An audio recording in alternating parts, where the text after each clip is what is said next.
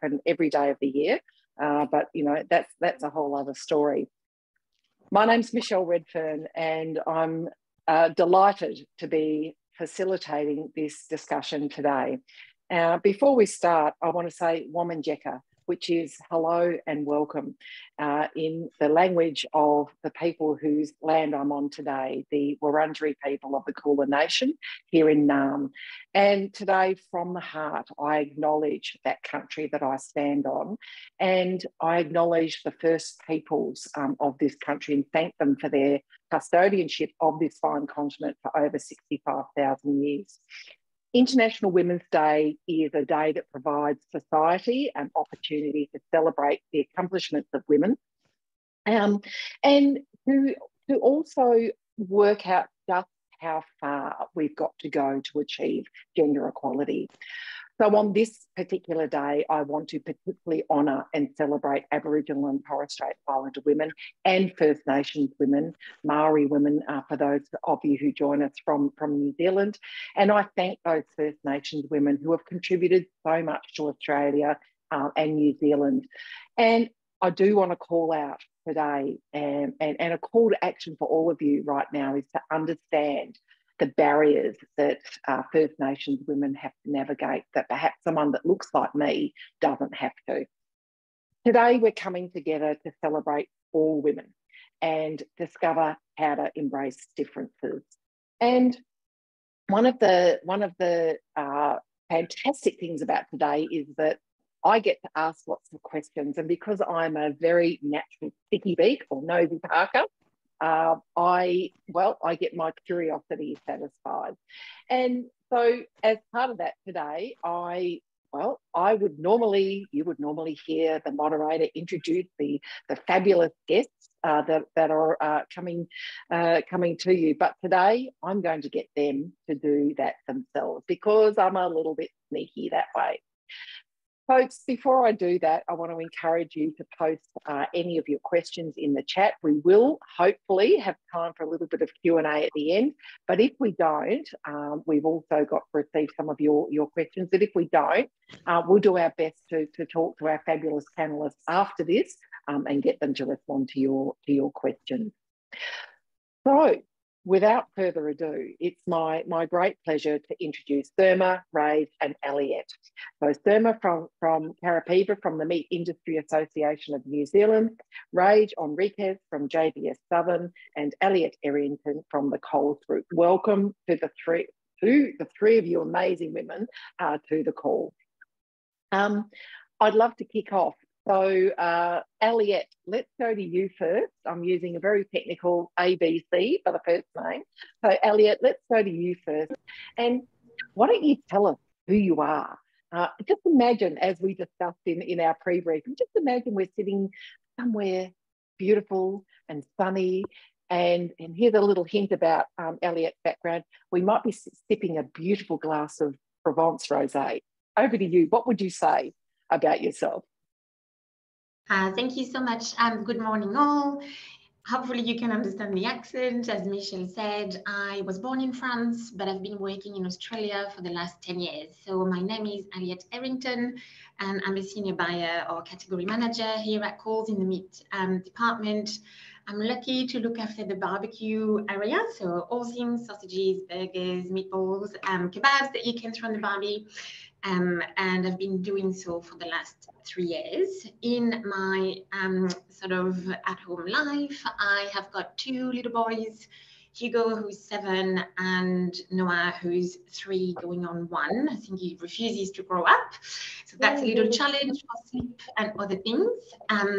And then I am married to a lovely man called Simon, who can sometimes be a little bit distracted and also add to the workload.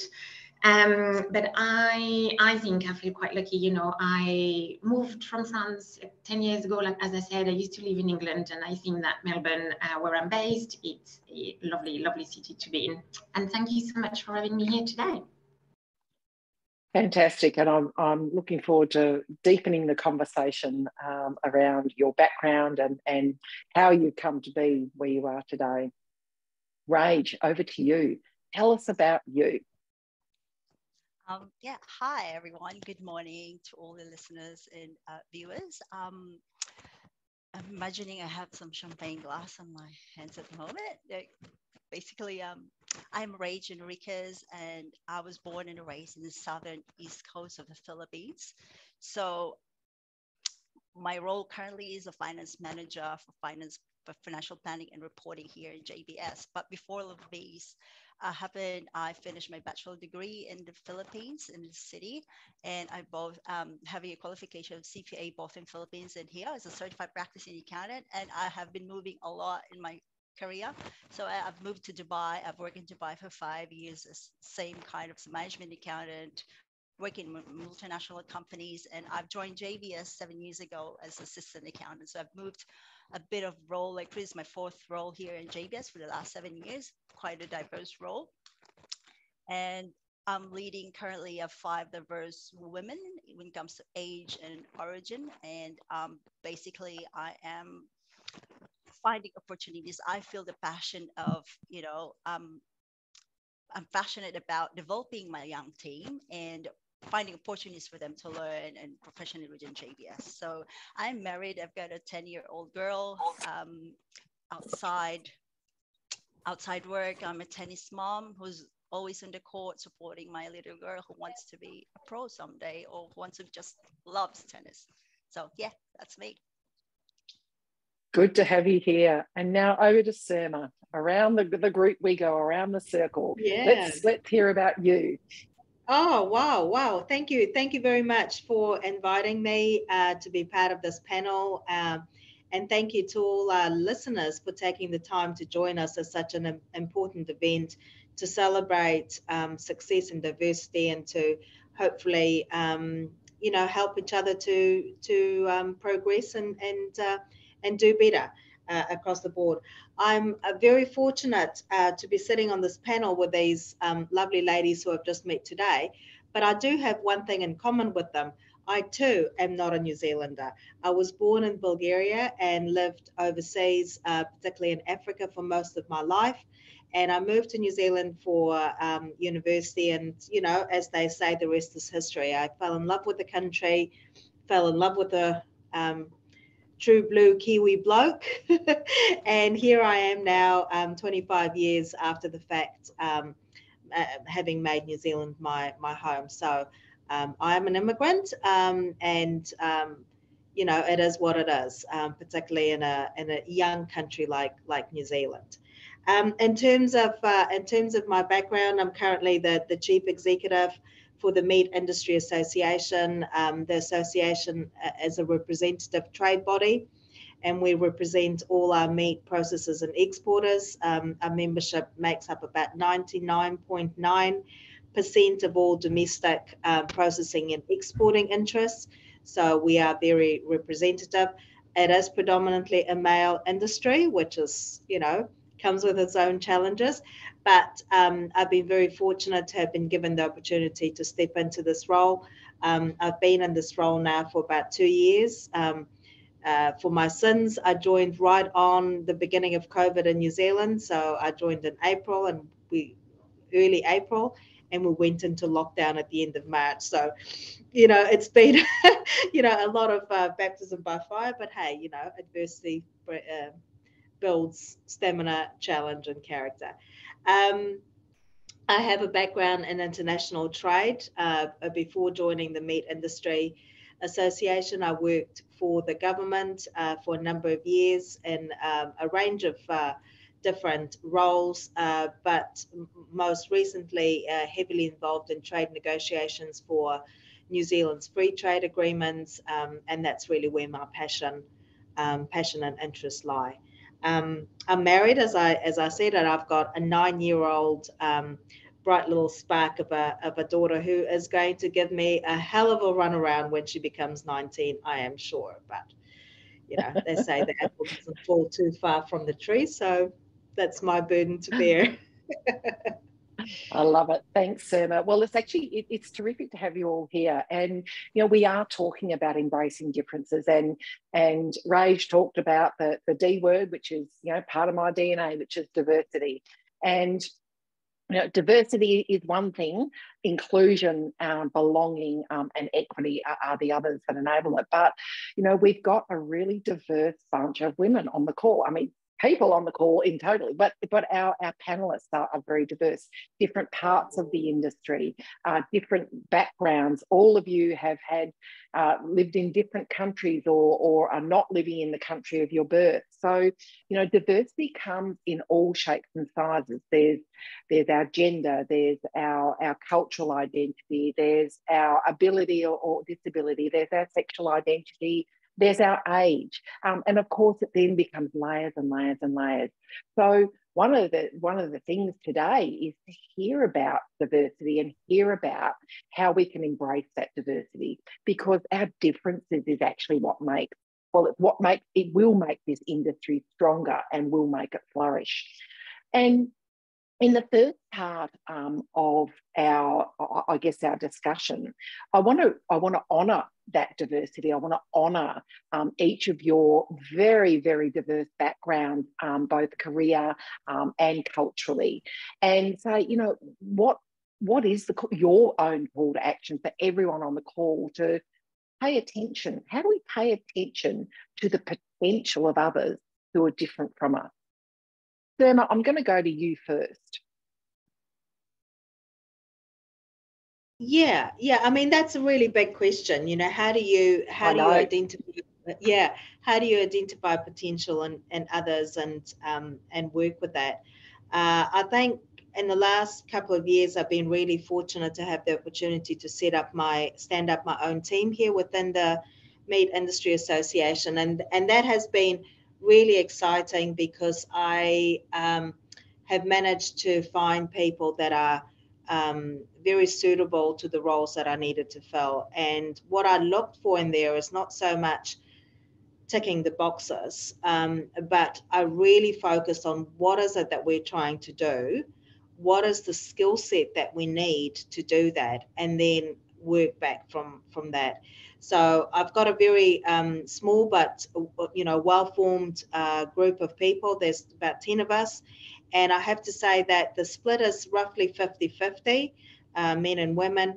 But in having said that, they all bring their own unique way of looking at issues, and that uniqueness brings the jigsaw puzzle of a team together. So we've got younger people, older people, single, married, very analytical, very policy-minded individuals, and the I guess the coordinating skill set is that they all have passion for what they do, and they are all great communicators. So even though they might be looking at an issue from a slightly different perspective, it's their ability to actually discuss that in a safe space, in an environment which I feel that I've created for the team, to be safe to express differences and to be safe to put forward ideas without worrying that somebody might say, oh, you have no idea what you're talking about or whatever. So I think that is one of the things that enables us to extract the maximum from individuals. Give them the opportunity to be themselves, a safe space, enable them to express themselves and to back their own ideas. And that's something that I think is really important generally for everyone, but in particular for women that are, I've read a lot about this imposter syndrome stuff, and I get it. We always feel like we're not quite there. But in reality, if any of you have ever read a job description and you think,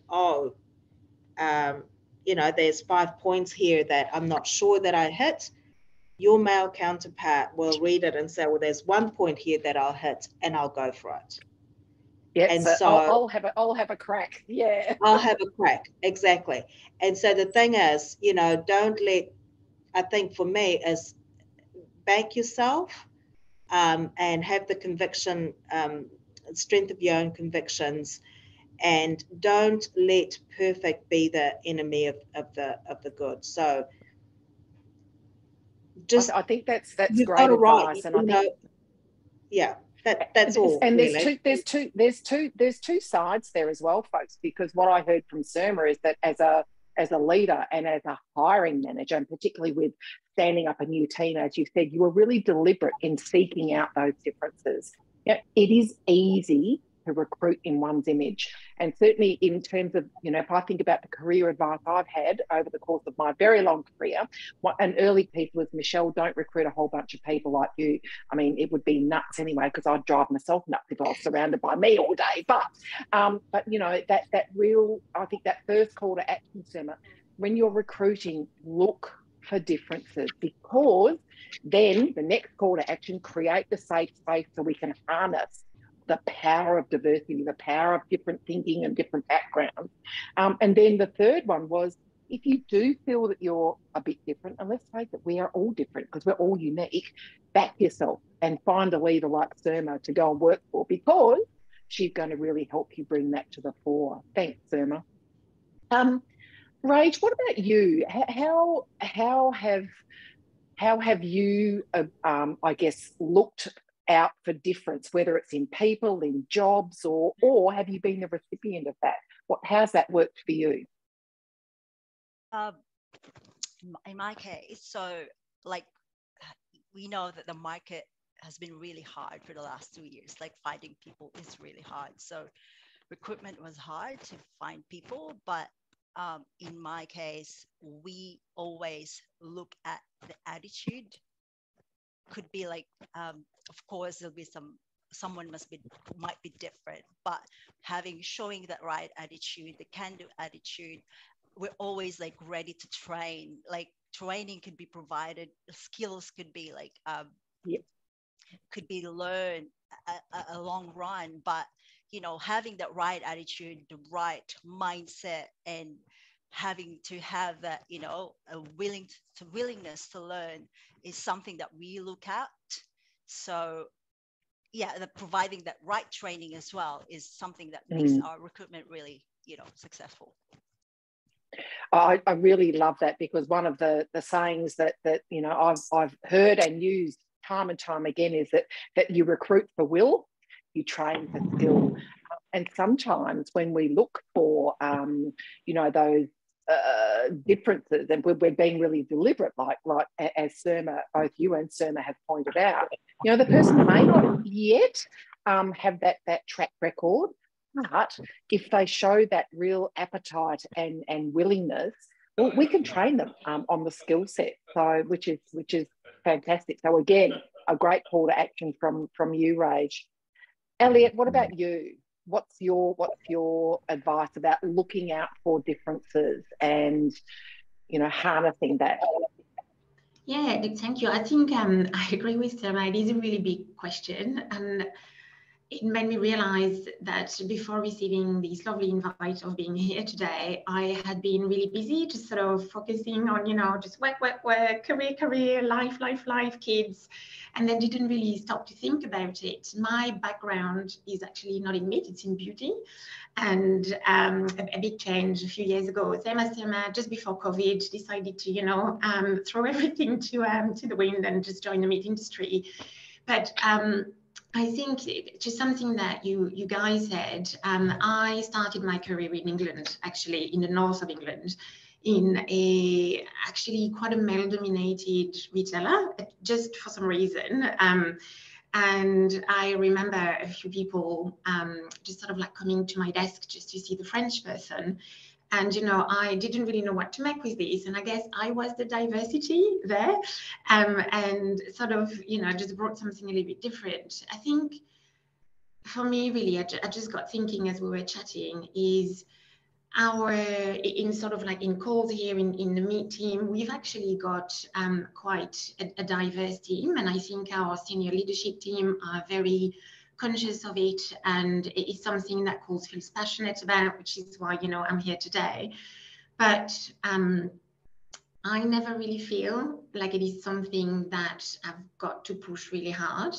My team is sort of like equally, you know, a bit like Summer, sort of like 50-50 gender. We've got different ages. I do forget sometimes that I am in my 40s, and, you know, I get a little hit of reality here. So we've got, you know, we've got all ages. We've just got a new team member who is, you know, younger, lovely, and I'm like, oh yeah, that's why I am 40.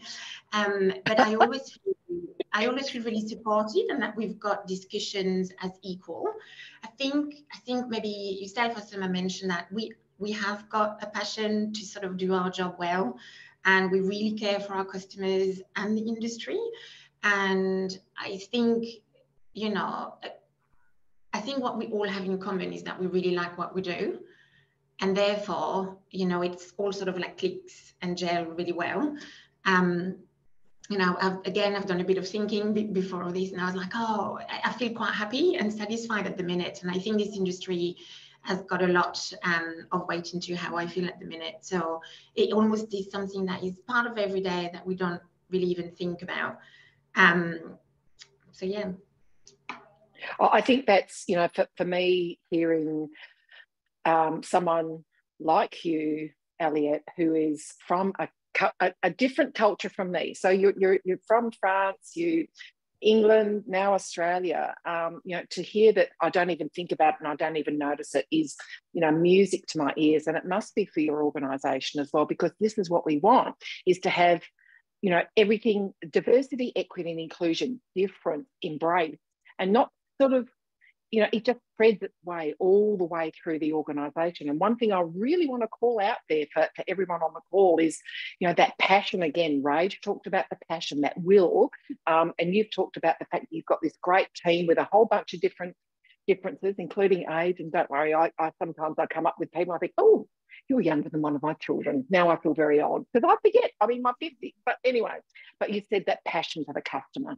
And this is when you have great people working together from different backgrounds who all have that will and passion for the customer. You know, this is when we get the great business outcomes. So, you know, for the business leaders on the call, I know I don't need to say this, but diversity and embracing diversity, embracing differences and creating those safe spaces, as Surma said, and everyone feeling like they're going to get the training and the enabling activities, as Raish said, creates an environment that you're now the recipient of, Elliot, which says, I don't even notice my difference, but I know that I'm surrounded by a bunch of people and we've all got this shared mission. So what a great way to kick off, and so many calls to action from there already, or things for people to take notice of.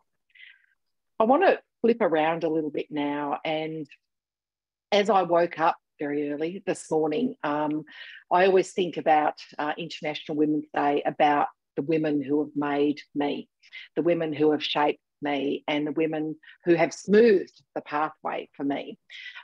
Because a beautiful saying is, I stand on the shoulders of giants, and those giants have been activating and agitating and advocating for women for a long, long time. Some of the women are really close to me, and I always think about my beautiful Nana, who's now not with us anymore, but such a strong role model, my mum and her two sisters, my two sisters, my stepsister, my wife, and my daughter and nieces. And I think these people are the ones who have shaped me. And most people wouldn't know who my family are. And we, you know, so on and so forth.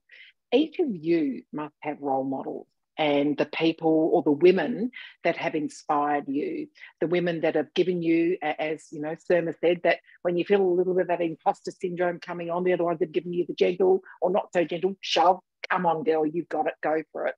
So who are those women in your career that have given you a helping hand? And I guess what made them different, and what did you learn from them? Elliot, I'm going to keep going with you, and I'll circle back round to Raj and Surma. You're on mute, my love. Pardon me, not that I want to sort of harp on about age, but as you get a bit of a career, you kind of like can really think about those times where, you know, you did great or you didn't do so great, and then potentially who was there around you. And I think for me, I had been working already for quite some time, and then that was in England, and my retailer just had a bit of a shake-up. We had quite a few new intakes, and I had a new manager, and she was the first woman really who I saw, you know, holding a lot. You know, she was in charge of a team of 10. There was a lot of us. Again, it was in beauty, actually quite gender biased in you know, the other way. We were all women with everything that sort of brings. And I was in awe of how she could sort of 1 minute, you know, just really actually have conversation with us and train us and guide us throughout our job, and then the next sort of like, you know, present in front of our suppliers or talk to our managing director. And that was quite inspiring. And I think if I think back, there's always been sort of like that, you know, we need these inspiring figures. I've got quite a big family, and I've got great, you know, great aunties. My mum obviously is a great role model. You know, she's quite present actually in my kids' life at the minute they're visiting from France, and I can see my little boy sort of changing just because she's here. You know, she's there giving them French lesson, and that's beautiful. You know, she's in the 70s. But I remember I started my career with a friend of mine. We were both sort of like at the bottom of the ladder, sort of like learning our jobs, you know, being trainee. And she recently was invited in London on the TED stage to do a TED talk. And I can't believe I know this girl, and she's one of my best friends, you know. And it's sort of like the everyday heroes that you can sort of look up to. And I think I'm not a person that has got loads and loads of friends, but the ones that I do, definitely my hubby says, you know, can't you just live without your girlfriends? And actually I can't. And they're all very much, you know, inspiring in different things. I've got the super mom that I sort of like look up to, who's like, but don't worry, you know, your kids will be fine if you love them. And then I've got, you know, the powerhouse that just went and delivered a talk actually about, you know, self-confidence and that everybody can do it. And that's just amazing, really. But I do remember starting with that, like this manager that I got that, you know, was a woman and was just so inspiring. That's sort of where it all clicked for me, really. And let's not underestimate how we're being role models for others. And that woman may not have been aware that she was that inspiration or that role model to you. She was just, you know, cracking on and getting on with it. But so for all of us, you know, leadership casts a very long shadow. So you never know who you're inspiring right now. So thanks, Elliot. I find it's actually, there's one thing, you know, that I sort of took out of this as I did my little deep dive, is that I made a note to myself to perhaps give more compliments to people. We clearly find it really hard to sort of say, actually, that was really great and it cost nothing. And I don't know why we sort of keep it quiet, because I think it would really help build self-confidence and sort of personal growth, really. So you can hold me accountable. I agree. Okay, there you go. And I know there's a lot of your team on the call today. So there you go, folks. You've heard it. You can hold Elliot accountable for giving more compliments.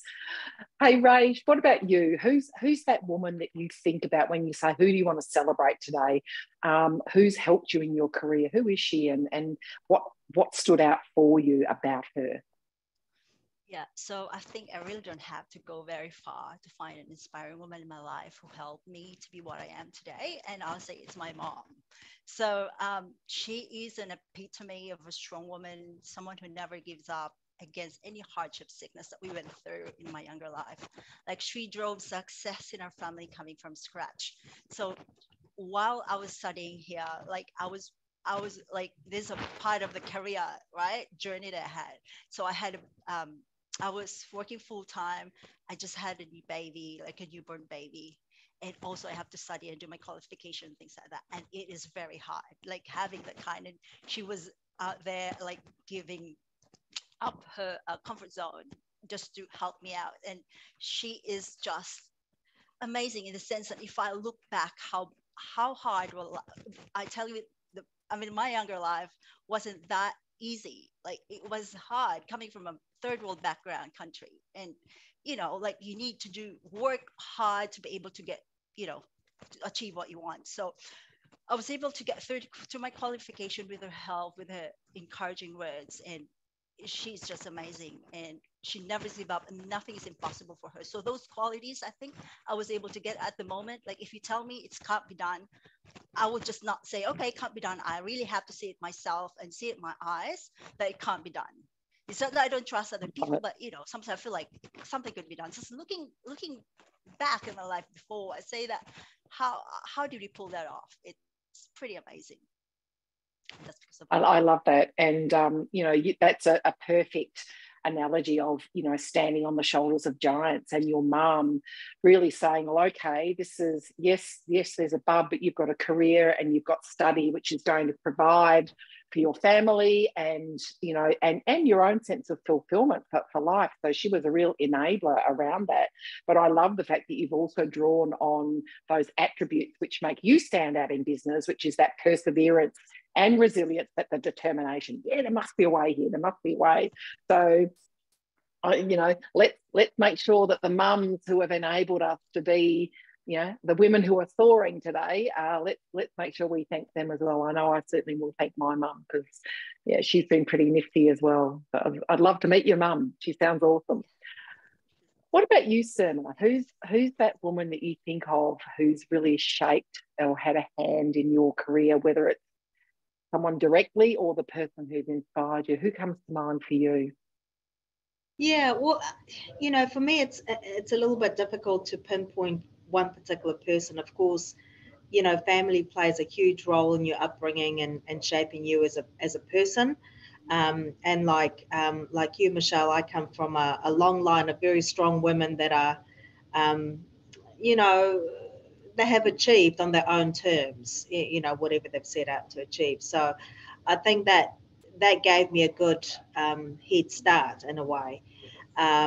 But also my circle of friends, I've been very fortunate to have a small but very close circle of friends that I really trust, and they're all excellent women, and they, you know, like everyone, like every person, they have their ups and downs and their struggle, but they're vulnerable and they share that, and that really does, or it has helped me and it continues to help me to be vulnerable and be authentic with myself. Um, and of course, you know, the people in my team at the moment, I really cannot do what I do without them. And you know, this notion of standing on the shoulders of giants invokes, you know, these amazing, incredible, high flying women, but we mustn't forget that there is a whole bunch of people around us that help us to be better selves of better versions of ourselves, shall I say. And I'm thinking about a situation at the end of last year. The second half of last year was really quite hard for me. There was a lot of stuff going on, both professionally and personally, and it was getting me down. And I came into the office one morning, and a colleague looked at me and said, "Are you okay?" And I had to answer honestly, and she just spirited me away into a coffee shop and gave me a safe space to kind of say, "No, I'm not actually. I'm struggling." And you know, she is one of my staff members, but I deeply value what she did for me, because she gave me the permission to be authentic and to say, you know, I am having a hard time. And that has, and I think things like that have taught me how to be genuine and open and generous with others, in my team, in my life, in my circle of friends. And it's hugely valuable. But the other thing that I think about is not so much the positive, but the negative. So we often talk about these amazing women, friends, colleagues, whatever, that have helped shape our careers. We don't often talk about those that have not been helpful, but have taught us a lesson.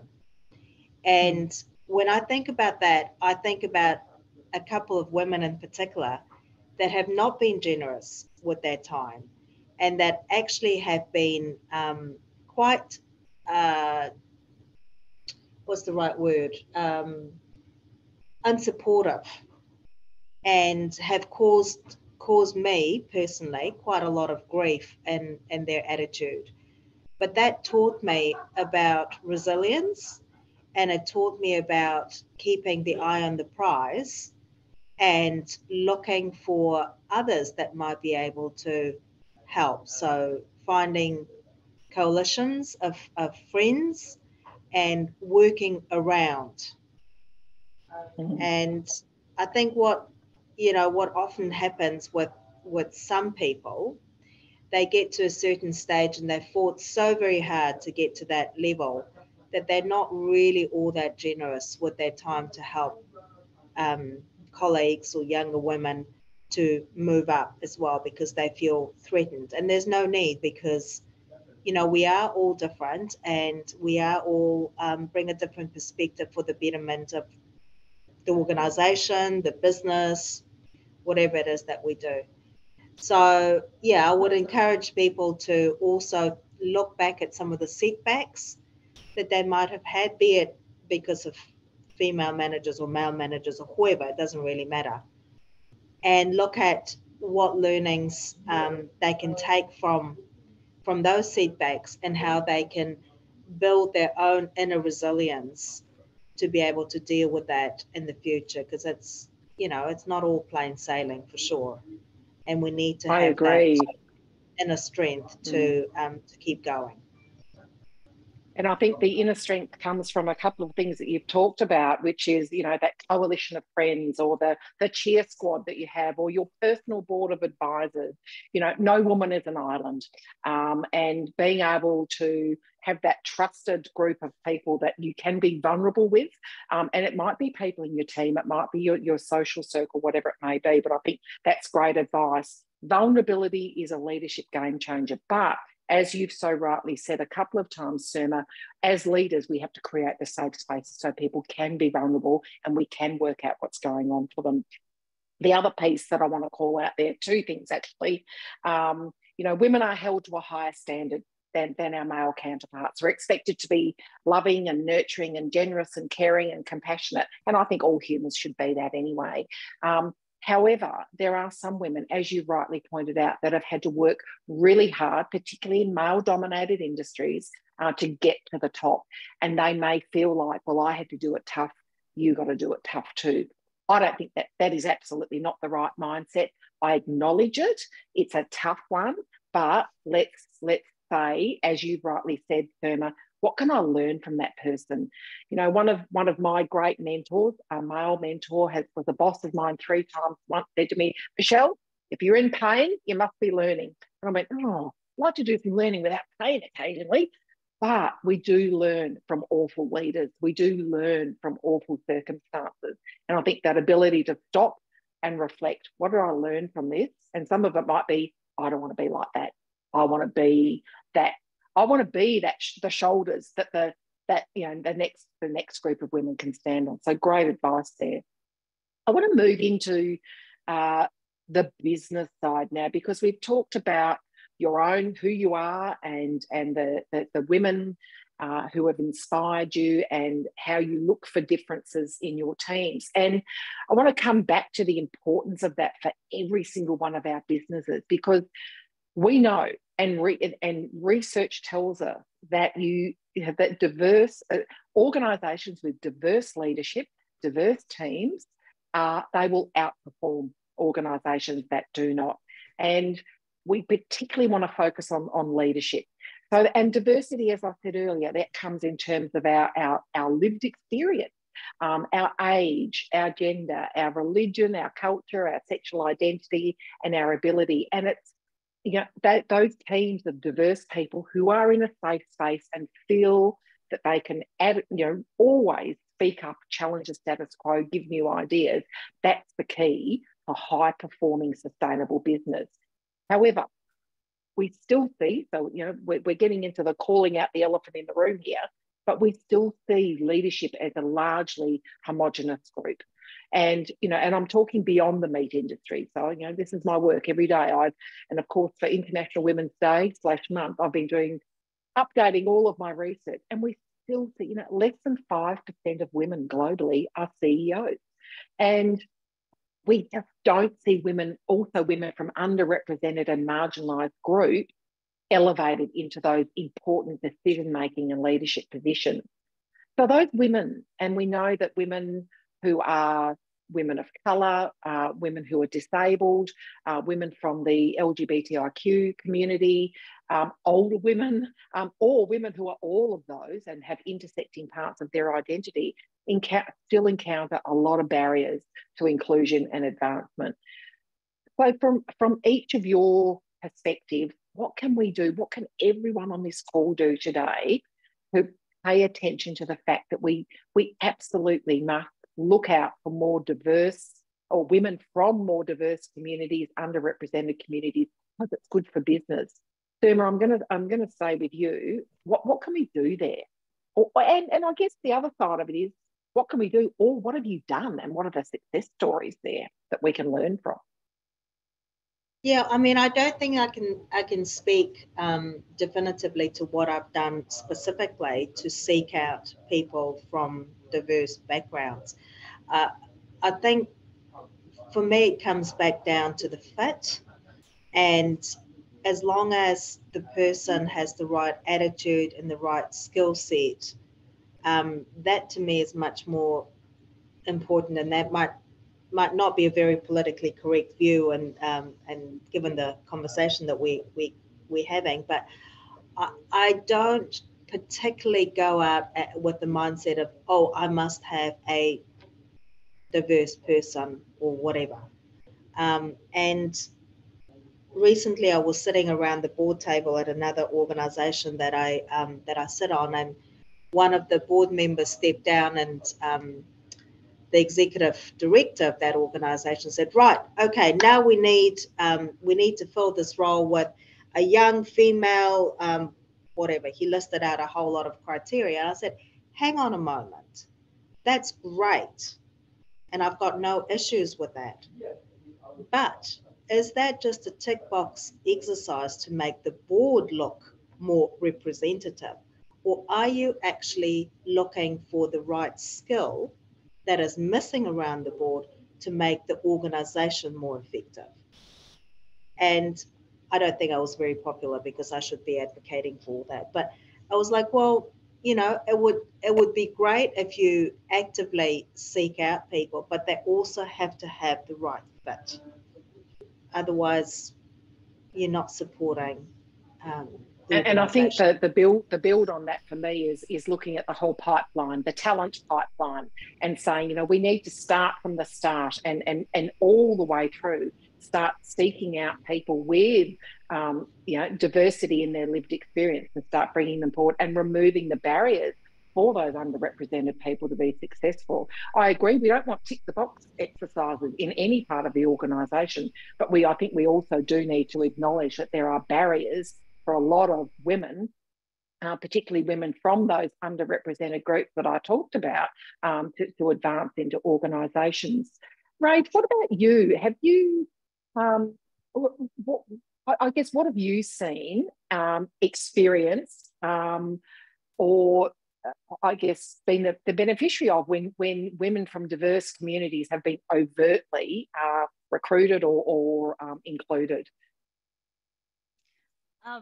Yeah, so I think I would rather think of myself as a success story, right? So a little girl raised in a tiny, town in the Philippines, who dreamt of, doing well when she grows up. And now I'm living my dream. Like, I'm living my dream now, to be honest. I'm happy and content with what I have.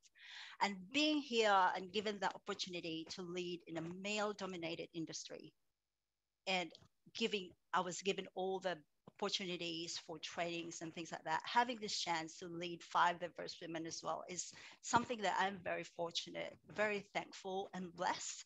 And I just wish that every girl or woman out there having the same dream as I have would also be given such opportunity. And one thing as well that this is also my first experience. I had experienced this, is quite real experience for me. Like when I get here in Australia, right? I was in Dubai already working 5 years. When I get here, I was in a tiny little town in South Australia, and I was really struggling with accents and words. So despite of it, I got the job, and I was very thankful for it.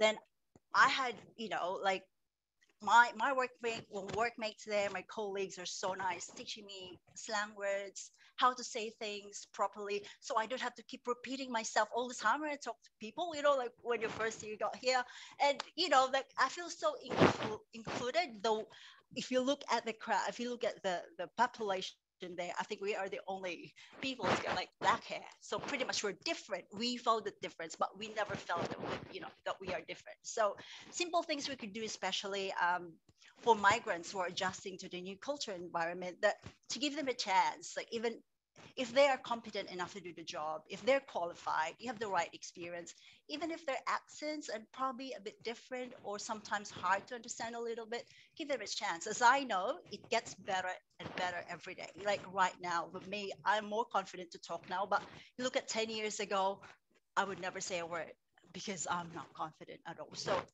just little things. Oh, I love that. And inclusion comes in all shapes and sizes. And we're often thinking about the great big gnarly things that we have to do in business, but some of it is, we Australians, we have a lot of lingo, right? We say some things, and I know when I work in America, I have to really think about my language because some of the stuff just doesn't translate, including making jokes about thongs, which of course is what we wear on our feet here, but it's not what they wear in America, where they wear thongs in different ways. So, we've got all sorts of different things that we can do. But I love the fact that your colleague said, hey, here's some slang, or here are the words, or, the slang words, whatever it may be, but also that the people who, they noticed your talent, and I'm going to come back to that will. You had the will and the skill, and they looked beyond what might be for a little period of time a barrier around language or accent or what have you. And you and I talked about the fact that you have 3-4 languages. You're multilingual, and I know when we have people who are migrants or from different cultural backgrounds, and they seem a bit quiet in a meeting or whatever, understand that they're processing the language a number of times before they give an answer. So, they're translating in their brain before they actually give you a response in English. So don't think that they're not paying attention. Don't think that they're not engaged. They're quite literally getting their brain to translate through their first language to their second, third, or fourth language in your case, Rach. So inclusion is a whole bunch of different things. Give people a chance to look and sound different.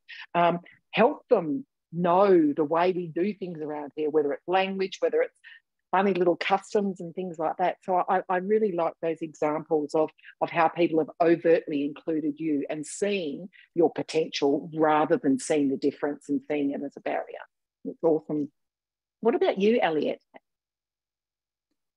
Yeah, look, again, as we're talking, I'm thinking that actually in my own house, I've got a bit of a diversity issue, so there's my husband and my 2 boys, and then there's me, the female. We do have a female cat, which sometimes helps, but I always I feel a high responsibility to talk about diversity at home. Hugo, 7, is very much into his cliche of, boys are strong and girls are like compassionate and have lots of feelings. And, but then in the same sentence, he would say, but Mummy feeds all of Australia with the sausages. That's great, So it's I can see it every day that it's important. And actually, what Sam was talking about, and I think we can, it's referred to as like a positive discrimination when we talking about gender diversity.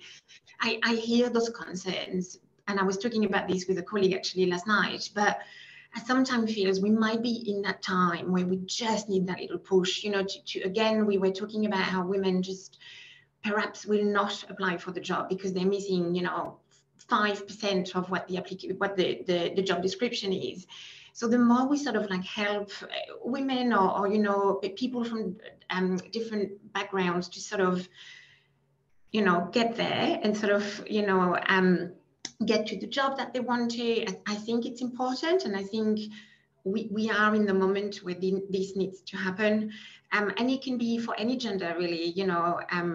Again, I sort of like brought it back to my sort of day-to-day life, but I was super proud when my little boy was asked to be the class captain, because he was a good role model, and he said no, and I'm trying to encourage him, and I'll let you know whether it will ever happen or not in the year, but it just made me sort of like realize that we were complex, and it is important to be encouraged and sort of get that sort of positive discrimination. But I think for me to sort of bring it back to what companies can do, I was talking to my colleague yesterday, and I was talking about lip service. And I think you need to be really appealing, actually, and truly live and breathe what you're sort of preaching.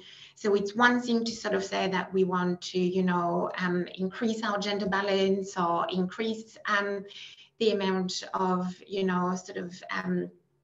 Aboriginal and First Nation worker within the company, but you kind of have to actually do it, and things like participating in a panel like such today, that is actually doing it, and that's what really to me makes the difference. We need to be able to get people to really want to work for a company, because they will then be passionate, and then we'll all then get the best of that little sort of mixed cultural pot that we would have curated. Yeah, that's it.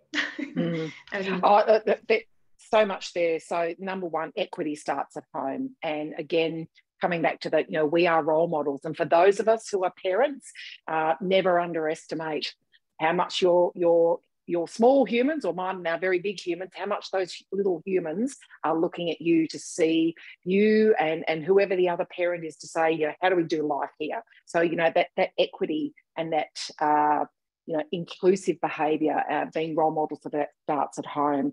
And I agree. So positive discrimination means that we're actively removing barriers for people who cannot move into the organisation, or their upward mobility is prevented by it. It might be because, hey, we see difference rather than see potential. Oh, okay, so Rage has got an accent. I'm not going to employ her because that'll just be tough. No. I can see that this is a highly qualified, credentialed woman, and wow, what a contribution she can make to our organisation. Let's get her in and help her and say, hey, what might be going on for you that we can help you with? Same with you, Elliot, but your organisation saying, we're not just going to give lip service to this, we're really going to dig in deep and start saying, what do we need to do to both assemble teams that are representative of our customers and the communities that we serve, but how do we make sure that those people can bring everything? I know that not everyone comes to work and wants to live for work and all that kind of stuff, but the reality is that we do also need to provide people the opportunity to say, this is what I think, this is how I think we can be better, and this is what I need to help me contribute to the organisation in a way that really works. So lots and lots of calls to action there, folks. Hey, I'm conscious that we're, as always, you think, oh, an hour, that's a long time to talk, but we're nearly at an hour and we're running out of time. But one final quick call to action. Now, each one of you have got a myriad of advice, and folks on the call, please connect with these wonderful women on LinkedIn, learn from them, connect. Networking is working. So, for those of you who showed up today, good on you. But do connect with them so you can learn more. But I'm always conscious of asking women what other women should do, because, the burden of inclusion is so often placed on the excluded. So for the women in the meat industry and the women from underrepresented and marginalised groups, what's your advice to them about what action they can take to position themselves for their potential to be noticed? Rage, over to you. To be honest with me, when I first started my career, I really don't have any, I want to be a CFO. I don't have that goal to be a CFO. What I did in everyday life is just write work ethics, and I delivered what the deliverables, and just being me as a, pleasant person to work with, and always try to, like over deliver what is being asked from me. And that's all, everything that sorts out for you, like things would come through and I'm not even putting my hand out. The management would say, why don't you do this? Why don't you do that? So those things, I feel like, I'm not really putting so much goal in it, but I'm just doing every step, like one step at a time, and not focusing much on the results. It's process, just focusing on the process, how I do my work day to day. And that is enough for me to get to where I am today.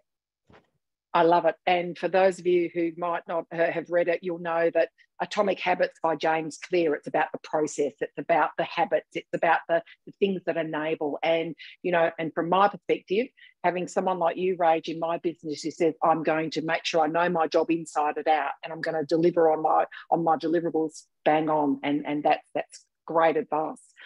Elliot, what about you? What's your advice for those women? From those underrepresented groups, what can they do? Yeah, I think it's probably ideally provide them with a platform. So that's what happened to me, I guess, today. We've got a fantastic leader in our team named Harriet, and she said to me, hey, do you want to do this? She gave me that platform, and I think, I would want to then be able to do that to someone else. It's probably that. And then again, going back to sort of like, that role model, and then making sure that maybe you just pay those little compliments as you think them, and sort of, probably those three things is what I would say, is what I want to embed. I love it. So I think if you permit me to paraphrase, as a leader, give those women an opportunity. But if you are one of those women that's given an opportunity, say yes and figure it out later. So that, say yes, because the opportunity will pay dividends. Great mindset to have. Thanks, Elliot. Surma, what about you? What's your advice? Yeah, I mean, I think it's very similar to what Elliot just said. It's certainly about backing yourself. It is about putting your hand up whenever opportunities come and figuring it out. And I think it's also about just being the best self that you can be, being authentic in who you are, and doing your best job, I guess. And if you do that, people will notice, and they will provide those platforms for you to step up, or to develop. But it's not easy, and it is a lot of hard work. So you've got to be invested. You can't. You've got to do the work. And I'm thinking about a workshop that I went to some time ago, and two quotes that came out of that workshop that have sat with me for a long time. And one of them is, sometimes you just have to hunker down, squat, and press on. And the other one is, if it is to be, it is up to you, or it is up to me. Yeah. So I think those two statements go hand in hand. It's not easy, but if you really want it, it is within your own hands to grab it and to run with it. And you'll find support along the way, because people will notice and will want to be helpful and supportive. Brilliant.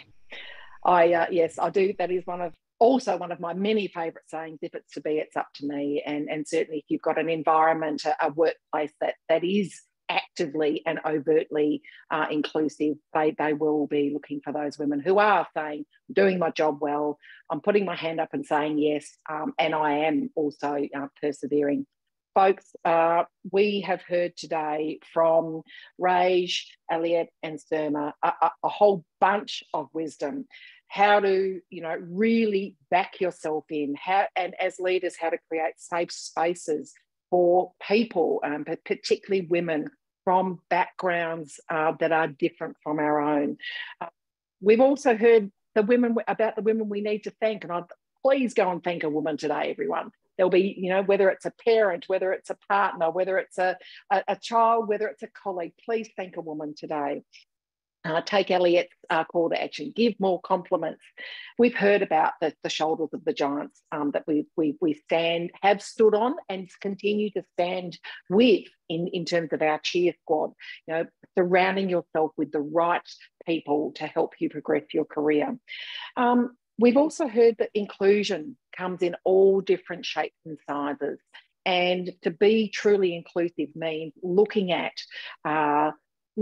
people's potential rather than what makes it different for us.